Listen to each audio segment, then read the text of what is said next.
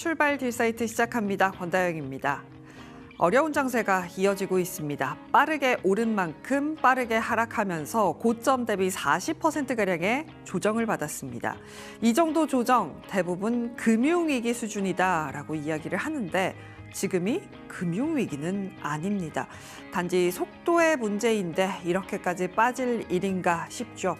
어쨌든 간 약간의 분위기 변화는 감지가 되고 있습니다. 지난주부터 외국인들이 사기 시작했는데요. 이 수급도 좀 뜯어보긴 해야 할 것 같습니다. 해외 증시에 상장된 우리나라 관련 ETF 쪽으로 수급이 들어오게 되면서 외국인이 매수하는 것으로 확인이 되고 있는데요. 때문에 외국인이 직접 매수한다라고 읽혀지지 않습니다. 그래서 더 헷갈리는 장세에 들어왔고요. 어쨌든 간 빅테크의 실적은 좀 보고 넘어가자라는 분위기가 형성이 되면서 뉴욕 증시 같은 경우도 혼조세로 마감 짓는 모습들이 포착이 됐습니다. 어제 저녁 거래에서 SK하이닉스 같은 경우도 낙폭을 다 줄여냈기 때문에 오늘장 어떻게 흘러가게 될지 혼조적으로 단조롭게 흘러갔으면 좋겠는데 모르겠습니다. 조금 더 지켜보시죠. 일단 브리핑 뉴욕 출발해 보도록 하겠습니다. 지수 자체는 혼조세를 보였습니다. 장중의 상승폭을 지켜내지 못하는 아쉬운 흐름들이 나타났습니다. 그리고 최근에 일어나는 현상인데요. 우리나라도 그렇고 전 세계 증시 전반적으로 거래량이 떨어지고 있습니다. 파란색 막대 그래프 보시면 1 아래에 내려와 있죠. 3개월 평균 거래량 대비 거래량 자체가 떨어져 있다라는 겁니다. 계속해서 미국 시장 내에서도 옵션 거래, 선물 거래에 대해서 이야기가 나오고 있습니다. 그것으로 인해서 변동성이 크다라고 하는데요. 이 변동성 언제까지 이어질지 좀 지켜보셔야 될 것 같습니다. 어쨌든 간 다우 같은 경우도 장중 상승 지켜내지 못하면서 밀려 내려갔습니다. 0.6% 가까이 하락하면서 52,000선도 내줬고요. 51,839포인트. S&P 500 같은 경우도 약보 합권으로 전환되면서 7,443포인트. 나스닥 같은 경우도 생각보다 장중에 좀 들어 올려지려는 움직임이 있긴 했는데 어렵습니다. 약보 합권에서 25,508포인트. 오늘 러셀 2000 같은 경우도 0.59%대 약세를 보였는데요. 금리가 올라가게 되면서 국채 금리의 압박으로 쉽지 않은 중소형주였다라고 보시면 되겠습니다. 섹터 흐름도 함께 보시죠. 일단 오른 섹터 딱 3개입니다. 커뮤니케이션 서비스, 인포메이션 테크놀로지, M7이 들어있고 테크주들이 그나마 선방을 했고요. 유가가 올라가면서 에너지 단이 올라갔습니다만 나머지 섹터 전반적인 약세가 나타나는 아쉬운 흐름들이었고요. 상승 종목 수도 적었습니다. S&P 500 내에서 160개, 나스닥 100 기준으로는 46개 종목밖에 올라가지 못했습니다. 이랑 관련해서 그러니까 아예 뭔가 대화가 끊긴 것 같진 않은데요. 그렇다고 해서 잘 진행이 되지도 않습니다. 이런 노이즈가 계속해서 나타나고 있고요. 국채금리가 유가가 오르고 국채금리가 오르고 장중 상승폭을 반납해내는 모습들 나타났습니다. 빅테크 실적을 대기하면서 지금 옵션 거래가 계속해서 붙어 있거든요. 이게 어떻게 될지 좀 관건이 될 것 같습니다. 히트맵 함께 정리해 보도록 하겠습니다. 다행히 테크주들이 장중 상승을 다 지켜내지 못했습니다만 어쨌든 간 위쪽 권역에서 오름세 권역에서 마감은 일단 지었습니다. M7 내에서는 구글의 강세 눈에 띄었고요.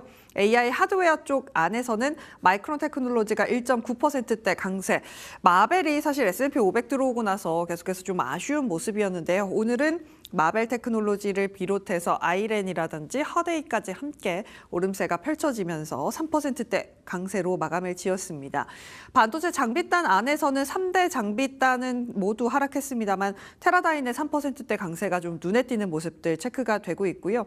그 외인 소프트웨어 단 계속해서 혼조적인 모습을 가져가고 있습니다. 사상 최고치 기록했었던 크라우드 스트라이크와 팔로알토 같은 경우는 2%대 하락세, 특히나 오라클이 계속해서 흘러내리고 있습니다. 뒤에서 자세하게 조금 더 살펴보도록 하겠습니다. 그 외에는 소비재단도 약세였고요. 헬스케어의 약세가 좀 눈에 띄고 있습니다. 테크가 가면 헬스케어가 쉬는 모습들 지속적으로 나타나고 있고요. 넷플릭스 같은 경우가 실적 발표하고 나서 또 약세를 보였습니다. 전거래일도 약세, 오늘도 약세였거든요. AMC가 호실적을 발표하게 되면서 생각보다 사람들이 영화관에 가네라는 모습들이 포착이 되고 있습니다. 넷플릭스를 비롯해서 엔터테인 섹터 여전히 하락세 포착이 되고 있다라는 점도 체크해 보도록 하겠습니다. 일단 가장 먼저 봐야 할 건 이란 이슈입니다. 이란의 이중 메시지라는 키워드가 오늘 많이 보여지더라고요. 이란 대통령은 국민에게 저항 불가피성을 강조하고 있습니다. 미국이 저러니까 우리는 이럴 수밖에 없어라고 이야기를 하고 있지만 이란 외무부 쪽에서는 미국과의 협상, 국가 이익에 따라 진행될 수 있다라는 이야기를 합니다. 끊기지 않았다. 이 점을 좀 보면 좋을 것 같고요. 그래서 외교적 노력이 진행이 되고 있음을 확인할 수 있었습니다. 이란 내무부 쪽에서도 파키스탄 총리 그리고 육군 참모총장과 회담을 할 예정이다. 이란 대통령의 협상 관련 특별 메시지를 전달하겠다라고 합니다. 그러니까 계속해서 사실 공습도 있고 서로의 뭐라고 해야 될까요? 공격도 이어지고 있는 상황 속에서 이런 메시지들은 지속적으로 나오고 있습니다.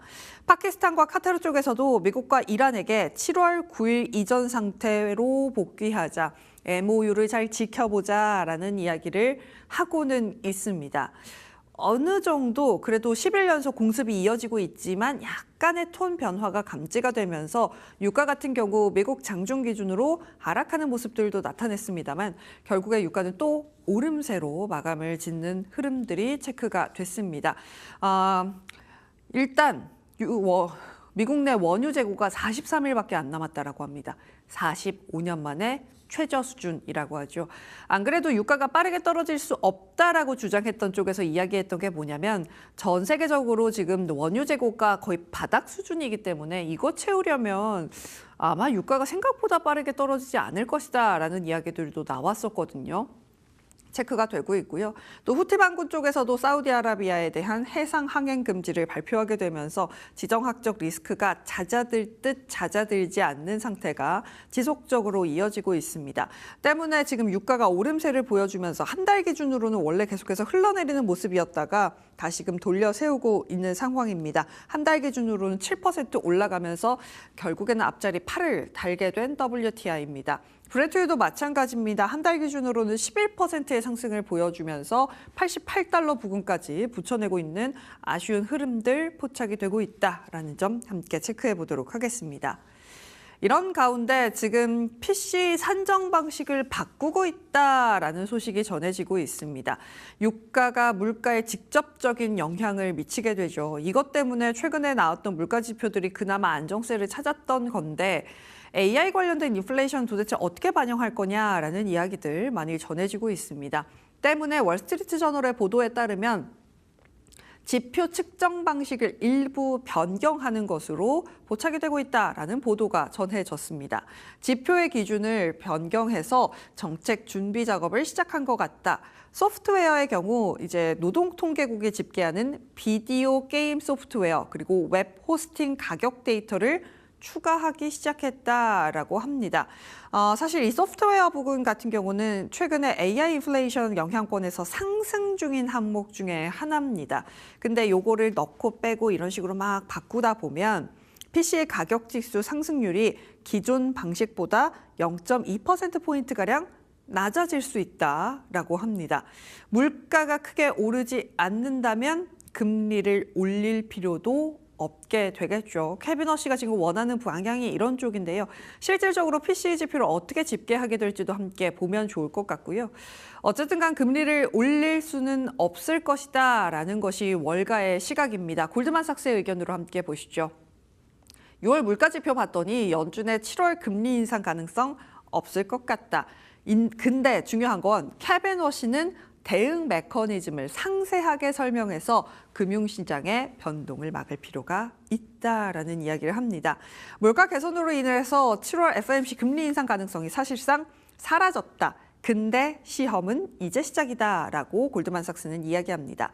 차기 연준 의장인 워시는 기존보다 훨씬 더 명확하게 정책 반응 함수를 설명해야 하고 그렇지 않으면 금융 여건이 과도하게 움직일 경우 시장의 해석과 기대가 통제 불가능한 상황으로 번질 수 있다라는 겁니다. 그동안의 연준 같은 경우는 사실 이렇게 해줘라고 했을 때 시장에서의 요구를 어느 정도는 받아들이는 모습들이 나타났고 점도표, 가이던스, 기자회견을 통해서 확실하게 좀 힌트를 주는 모습이었는데 캐비너스는 안 그러고 있죠. 그것에 대해서 지금 꼬집는 이야기를 하고 있는 골드만삭스입니다. 모르겠습니다. 힌트를 주지 않고 뭔가 기습적이라는 표현을 써도 될까요? 기습적으로 딱 시장에 나서서 연준의 역할을 하는 것이 연준의 역할을 축소하는 것이 필요하다라고 생각하고 있는 캐비넛인데요. 과연 이런 힌트를 주게 될까요? 어쨌든 간 오늘 국채금리 같은 경우는 오름세를 보여줬습니다. 유가도 오르고 지정학적 리스크도 지속되고 있기 때문이고요. 이미 금리 인상에 대해서는 어느 정도 프라이싱이 되어 있다라고 하기 때문에 생각보다 쉽게 떨어지지 않는 국채금리입니다. 2년물 기준으로는 4.2 돌파했습니다. 4.211. 10년물 기준으로는 장중에 4.6 터치하기도 했었고요. 4.589. 20년물, 30년물도 5.1 위에서 거래 마감을 지으면서 상당히 부담스러운 수준이다라는 점도 보셔야 될 것 같습니다. 이런 가운데 금리가 올라서일까요? 뱅크 오브 아메리카의 수석 전략가인 마이클 하트네는 계속해서 아직도 안 팔았어? 지금이 적기야 라는 이야기를 하고 있습니다. 여름이 철수 적기다. M7의 자본 지출이 삭감될 땐 더 광범위한 조정이 불가피하다라는 이야기를 합니다. 본인들의 지표인 뱅크 오브 아메리카의 브랜베어 인디케이터가 9.6으로 사상 최고치다. 시장은 이미 극도로 크라우드됐다. AI 자본 지출이 만약에 줄어들면 전면적인 붕괴도 일어날 가능성이 있다라는 이야기를 하고 있습니다. 여름철이 되면 위험 자산 과감하게 철수하고 장기 국채, 방어주, 달러 매수를 하자라고 합니다. 원래는 여기 금도 있었는데 요즘 금이 빠지면서 지금 데드크로스 낮거든요. 3,500불까지 지금 떨어질 수 있다라는 이야기가 나와서 이제 금은 빠지는 모습이고요. 과열 속의 역발상 거래를 좀 찾아보자라는 이야기까지 하고 있다는 거 함께 좀 봐야 할 것 같습니다. 근데 뱅크 오브 아메리카만 이렇게 이야기를 하고 있고요. 다른 곳들에서는 아닙니다. 재상승이다라고 이야기하고 있는 골드만삭스입니다. 1980년 이후에 3개월 동안 20% 이상 급등했을 때 어떻게 움직였는지 통계를 좀 찾아봤다라면서 퀀트적인 분석을 좀 소개를 합니다. 모멘텀이 단기 급등해서 0개월에서 2개월 차 사이에 정점을 찍고 나면 이후 3개월 차까지는 일시적으로 수익률이 꺾이는 현상이 당연히 나타난다. 지금 딱 그렇죠.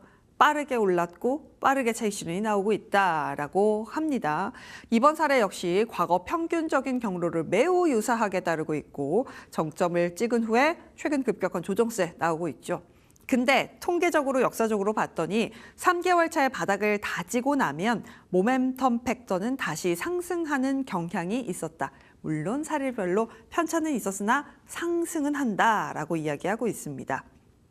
단기 급등 후 찾아오는 자연스러운 조정 국면이었음을 시사하고 과거 패턴대로라면 이 조정이 마무리된 이후 다시 방향성을 탐색할 가능성이 높다는 것을 의미한다라는 이야기를 하고 있습니다.